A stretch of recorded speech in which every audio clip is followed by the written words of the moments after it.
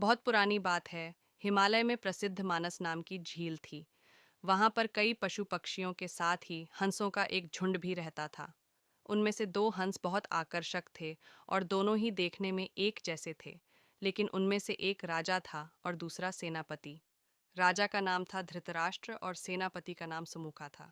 झील का नज़ारा बादलों के बीच में स्वर्ग जैसा प्रतीत होता था। उन समय झील और उसमें रहने वाले हंसों की प्रसिद्धि वहां आने जाने वाले पर्यटकों के साथ देश विदेश में फैल गई थी। वहां का गुणगान कई कवियों ने अपनी कविताओं में किया, जिससे प्रभावित होकर वाराणसी के राजा को वह नज़ारा देखने की इच्छा हुई।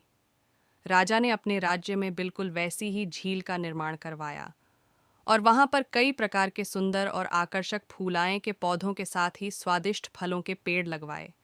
साथ ही विभिन्न प्रजाति के पशु पक्षियों की देखभाल और उनकी सुरक्षा की व्यवस्था का आदेश भी दिया।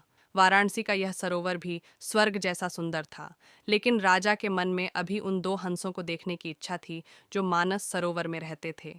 एक दिन मानस सरोवर के अन्य हंसों ने राजा के सामने वाराणसी के सरोवर जाने की इच्छा प्रकट की, लेकिन हंसों का राजा समझदार था। वह जानता था कि अगर वो वहां गए तो राज उन्हें पकड़ लेगा। उसने सभी हंसों को वाराणसी जाने से मना किया, लेकिन वो नहीं माने। तब राजा और सेनापति के साथ सभी हंस वाराणसी की ओर उड़ चले।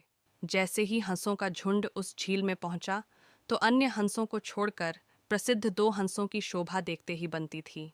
सोने की तरह चमकती उनकी चोंच, सोने की तरह ही नजर आते उनके पैर और बादलों से भी ज्यादा सफेद उनके पंख हर किसी को अपनी ओर आकर्षित कर रहे थे। हंसों के पहुंचने की खबर राजा को दी गई। उसने हंसों को पकड़ने की युक्ति सोची और एक रात जब सब सो गए तो उन हंसों को पकड़ने के लिए जाल बिछाया गया। अगले दिन जब हंसों का राजा जागा और भ्रमण पर निकला तो वह जाल में फंस गया। उसने तुरंत ही तेज आवाज में अन्य सभी हंसों को वहां से उड़ने और अपनी जान बचाने का आदेश दिया। अन्य सभी हंस उड़ गए, लेकिन उनका सेनापति सुमुखा अपने स्वामी को फंसा देखकर उसे बचाने के लिए वहीं रुक गया।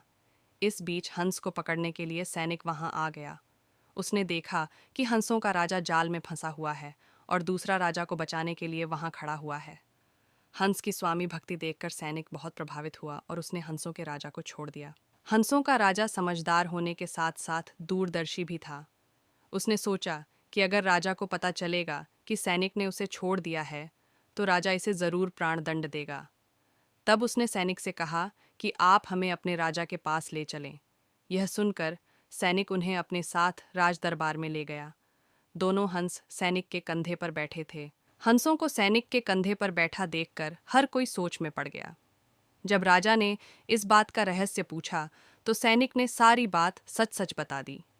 सैनिक की बात सुनकर राजा के साथ ही सारा दरबार उनके साहस और सेनापति की स्वामी भक्ति पर हैरान रह गया और सभी के मन में उनके लिए प्रेम जाग उठा। राजा ने सैनिक को माफ कर दिया और दोनों हंसों को आदर के साथ कुछ और दिन ठहरने का निवेदन किया। हंस ने राजा का निवेदन स्वीकार किया और कुछ दिन वहां रुककर वापस मानस झील चले गए। हमें इस कहानी से यह सीख मिलती है कि किसी भी परिस्थिति में हमें अपनों का साथ नहीं छोड़ना चाहिए।